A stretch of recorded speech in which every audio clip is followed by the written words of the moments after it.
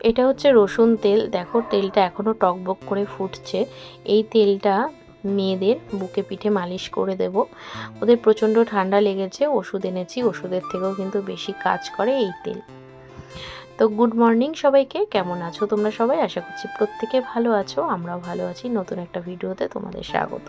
আর এটা হচ্ছে মৌরি ভেজানো জল, আগের দিন রাতে ভিজিয়ে রেখেছিলাম, ভীষণ উপকার, পেট ঠান্ডা থাকে, তো জলটা খেয়ে নিলাম। তারপর দেখো পেঁপে আলুর তরকারি বসিয়েছি, আর এইদিকে রুটি করব। সকালবেলা পেঁপে আলুর তরকারি, ডিম সেদ্ধ, আর এদিকে রুটি হবে ব্রেকফাস্ট। আর লুচি খেতে আমার বর ভীষণ ভালোবাসে, কিন্তু লুচি এখন করছি না, আর প্রচণ্ড গরমও পড়েছে। গরমের থেকেও বড় কথা হচ্ছে এখন গ্যাস অম্বল হয়, লুচি খাওয়া একদমই উচিত না। আর ডক্টর আমাকে বলেছে কোনো ভাজা বা বাইরের কোনো খাবার, কোল্ড ড্রিঙ্কস কোনো কিছু খেতে না। কেন? কারণ ওয়েট আমার প্রচণ্ড বেড়ে যাচ্ছে, তো সেই কারণের জন্য ওয়েট কমানো প্রয়োজন ভবিষ্যতের জন্য। আস্তে আস্তে যেহেতু বয়স হচ্ছে, ওয়েটের কারণে কিন্তু হাঁটু ব্যথা, কোমর ব্যথা এগুলো আসতে পারে। তো এই প্রবলেম থেকে ভালো থাকার জন্য ওয়েটটা অবশ্যই কমানো উচিত। যতটা ওয়েটের প্রয়োজন ঠিক ততটাই রাখা উচিত, কিন্তু আমার তো হাইট অনুযায়ী ওয়েটটা অনেকটাই বেশি।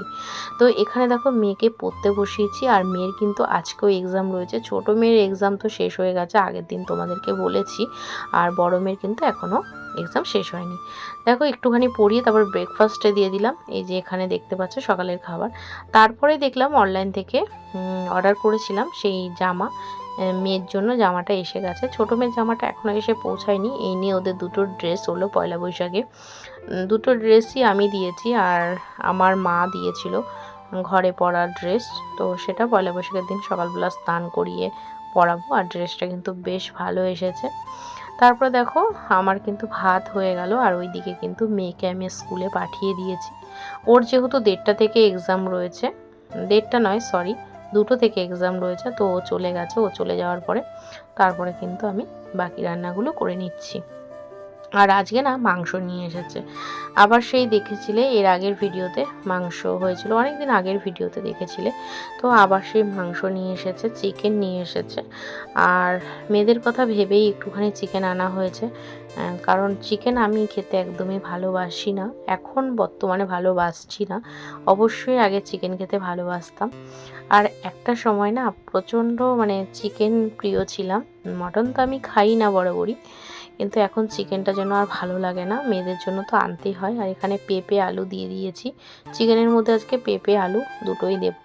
আর আলুটা একটু ভেজে নিচ্ছি, আর অল্প তেলেই আর কি মাংসটা রান্না করব। যতটা তেল না দিলে নয় ততটাই দিয়েছি। আর মাংসটাও দেখো আজকে 1 কেজি মতো নিয়ে এসছে। ওই যে বললাম ওরা ভীষণ ভালোবাসে, তো ভাত খাবে অল্প, মাংস খাবে একটুখানি বেশি, তো এই কারণেই মাংসটাই বেশি আনা হয়েছে।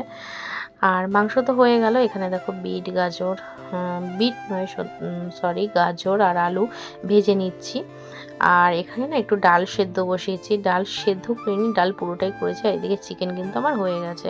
দুপুরবেলা খাওয়া দাওয়া কমপ্লিট করে ভাত ঘুম দিতে এসেছি, আর বড় মেয়ে কিন্তু পাশের ঘরে পড়ছে, ওর আন্টি এসছে পড়াতে। তো আর 2-3টে এক্সাম বাকি আছে, তো সেটা হয়ে গেলে ও একটু রেহাই পায়, আর আমিও। এক্সাম তো চলতে থাকলে চলতেই থাকে, কারণ অনেক সাবজেক্ট, প্রায় 17টা-18টা সাবজেক্ট, আগের দিনও বলেছিলাম। আর ছোটো মেয়েকে এখন ঘুম পাড়াতে হবে, নাহলে ও গিয়ে ওর দিদিভাইকে ডিস্টার্ব করবে। তো এই যে ঘুম থেকে উঠে পড়েছি, আবার সন্ধেবেলায় নিজের ডিউটি পালন করছি। মেয়েকে আবার পড়তে বসিয়েছি, পরের দিনের জন্য আবার রেডি করতে হবে। পরের দিন রয়েছে ম্যাথ আর সায়েন্স, দুটো একসাথে এক্সাম রয়েছে, ভাবতে পারছো। প্রত্যেকটা দিন দুটো করে এক্সাম রয়েছে, দুটো করে এক্সাম তো মানে হতেই হতো, কারণ অনেকগুলো সাবজেক্ট পড়লাম, নাহলে 1 মাস ধরে যদি এক্সামই চলে নেক্সট প্রিপারেশন কি করে নেবে। তো আরও তো এক্সাম চলবে, এখনও দুটো, একটা ফাইনাল আর একটা সেকেন্ড টার্ম চলবে। তো যাই হোক, এই যে মেয়ে এখন ভাবনা চিন্তায় পড়েছে, প্রত্যেক দিন এক্সাম দিতে দিতে মেয়ে আমার ক্লান্ত হয়ে গেছে।